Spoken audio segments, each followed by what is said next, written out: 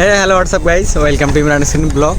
দেখতে পাচ্ছেন অনেকদিন পরে ফেস ক্যাম বলতে গিয়ে সামনের ক্যামেরা ভিডিও, যে সামনের ক্যামেরা কিছু ভিডিও করা হয় না, আপনারা জানেন। তো অনেকদিন পর সামনের ক্যামেরা ভিডিও করতেছি, ছেলেপেলে চিল্লাইতেছে জানি। তো আমি গ্রামে চলে এসেছি। জাস্ট অনেকে ফোন দিচ্ছে যে ইমরান ভাই আপনি কি আর ঢাকাতে নাই? না ভাই, আমি ঢাকাতে না, আমি বাড়ি চলে এসেছি। তো ঢাকা যাবো আবার পরে। দেখেন আমার সাথে শুভ, আর আমরা আছি আমাদের গ্রামটা ছেড়ে অন্য একটা গ্রাম। সেই গ্রামটা চেনে নেন যারা পুরোনো ভিডিও দেখেছে তারাই, আর ভিডিও কাঁপতে পারে কারণ অনেকদিন পরে ভিডিও করছি।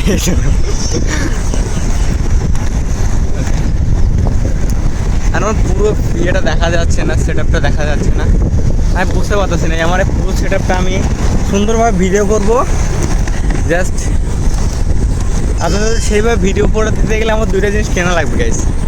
সেটা হচ্ছে, এক হচ্ছে বাইক, আর দ্বিতীয়ত হচ্ছে একটা Insta360। কারণ আমি বলি, আমি যেভাবে রাইড করি, আর আমি যে লং রাইডগুলো করি, অনেক লং রাইডগুলো করি, সেগুলো আমি ইউটিউবে ধারণ করি না, কিংবা কাউ অত জাস্ট লোকজনকে জানাই না। যে সবাই জানে, যারা বড় বড় স্টার আছে তারা হচ্ছে জানে যে আমি, তাদের সাথে পরিচয় আছে, তারা জানে আমি এভাবে রাইড করি। কিন্তু আপনারা অনেকে একটা জিনিস দেখেন যে ফেসবুকে যে আজকে বলতেছে আজকে 200 কিলো রাইড করলাম, ইনশাল্লাহ মানে কমপ্লিট করে ফেলেছি। এটা ভীষণ মানে ফেক, যেগুলো ওই যে বোকা বলে না, বোকা বলটা। তো এই যে ফেসবুকের নিউজগুলো আপনি তো জানেন না যে কত কিলো গিয়েছে আসলে গিয়েছে কিনা, এটাও জানেন না আপনারা, ঠিক আছে? তো এ কথাটা বলছি কেন, লাস্ট টাইম যখন জব হয়েছিলাম তখন আমার একটা প্রশ্নর সম্মুখীন হতে হয়েছিল হঠাৎ করে, যে আমি ফেসবুকে দেখেছি অনেক দূরে যায়। আমি তো ওখানে মেনশন দেওয়া ছিল, মানে লেখা ছিল, বলছে হ্যাঁ ওখানে লেখাই তো ছিল, ওরা চালাচ্ছিল, 3-4 জন চালাচ্ছিল, অনেক বলছে 200 কত কিলোমিটার গিয়েছিল। আমি থেকে আগে আপনি যে দেখে এসেছিলেন, তো বলো যে না ওখানে লেখা ছিল। তো অনেকে এরকম ভুল ভ্রান্তিতে পড়েও মানে নানান রকম কিছু বিশ্বাস করে ফেলে।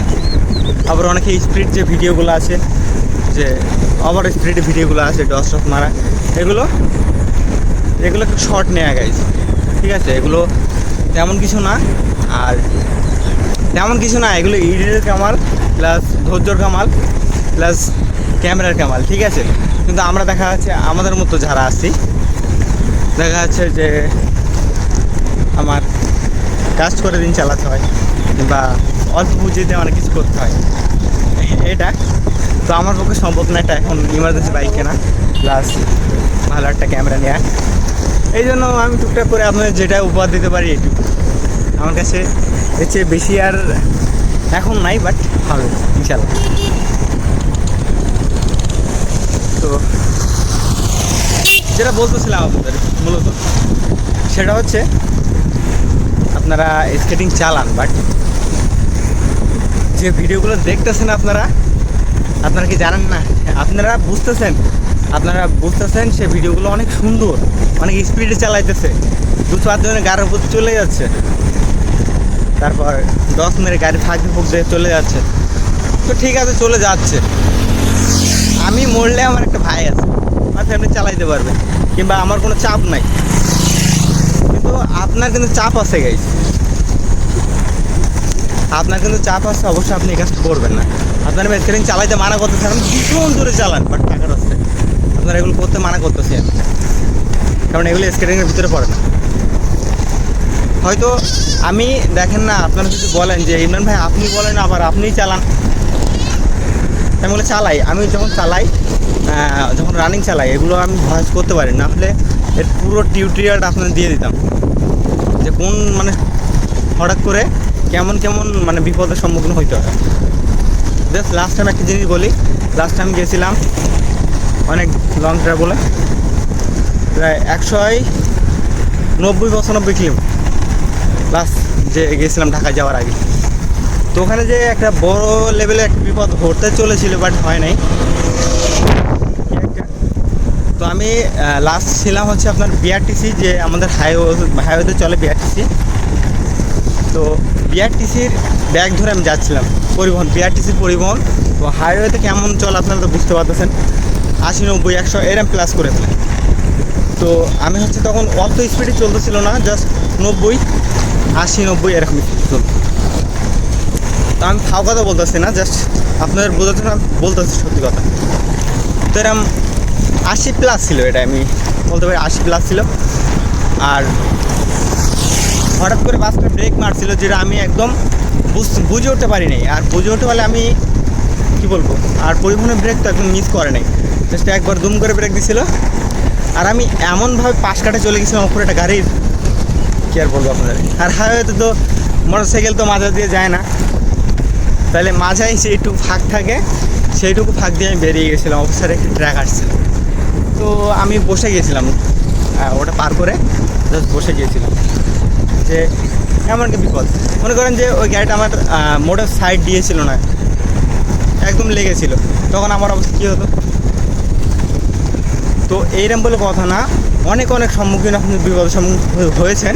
হয়তো অল্প অল্প দিয়ে বেঁচে গেছেন, কেউ যে একটু ব্যথা লেগেছে কিংবা অন্য কিছু হয়েছে, ছিলে গেছে, কিছু মনে করতেছেন না। বাট আপনি এটা ভাবেন তো, সাধারণ আপনি যদি পড়ে যান, অনেকে বলে না যে উস্ট্রা খেয়ে মারা যায় পড়ে। তো সেটাই বলতেছি যে যা করবেন একটু সেফলি করবেন। আমি মানা করতেছি অনেকে টিকটকে, যে এখন বলি আমি যে ভাই রিক্সের ভিডিও বানিও না, কারণ রিক্সের ভিডিও তো ওদেরকে আগে মানা করি যে তুমি এগুলো করো না, প্লাস এই ভিডিওগুলো দিও না। কারণ ভিডিও দিলে দেখা যাচ্ছে, আজকে আমি ট্রাই করলাম, কী করে জানেন শুভ, আমি এগুলো বুঝলাম যখন আমি দেখলাম যে আমি একটা জিনিস আপনার ট্রাই করি, দেন পরবর্তীতে আমি না থাকলেও ট্রাই করে, সেই জিনিসটাও ট্রাই করে। তখন আমি বুঝলাম যে এ যদি আমার সাথে থাকা, মানে এত বোঝানো হয় এদের ডিরেক্ট, তারপরে আমার থাকার সাথেও যদি এরকম উল্টোপাল্টা কাজ করে, তখন আপনারা নেই আমার পাশে। জাস্ট মুখের কথায় আপনারা কি করবেন, অনেক কিছু ট্রাই করেন, তো এগুলো আপনার জন্য অনেক ক্ষতিকারক। আর আমি চাই না যে আমার ভিডিও ছাড়া দেখেন ক্ষতি হোক। আর অনেক সময় দেখবেন যে আমি হেলমেট পরি, বেশিরভাগ ট্যুরে হেলমেট পরি। আর আমি কিন্তু লং রাইড দিলে আমার কাছে মানে সবসময়ের জন্য হেলমেটই থাকে। তো অনেকে আবার বলেন, যে অনেক স্কেটারই বলেন যে তাহলে প্রফেশনাল হয়ে লাভ কী হয়েছে, সেই যদি হেলমেট এখন মাথায় দিতে হয়। তো তাদের, আপনার যারা জ্ঞান আছে যে আমি হেলমেটটা কেন পরি, অবশ্যই তাদের কমেন্টের রিপ্লাইগুলো আপনারাই দিবেন, ঠিক আছে গাইজ? আর এই ছিল ভিডিও, আশা করি সবাই বুঝতে পারছেন। আর নেক্সট টাইম থেকে এমন কাজ করবেন না। আপনার চালাতে মানা করতেছে, আপনারা চালান, খুব সুন্দরভাবে চালান, অনেক স্কিলফুল হন, আমার চেয়ে অনেক উপরে যান, দয়া করি।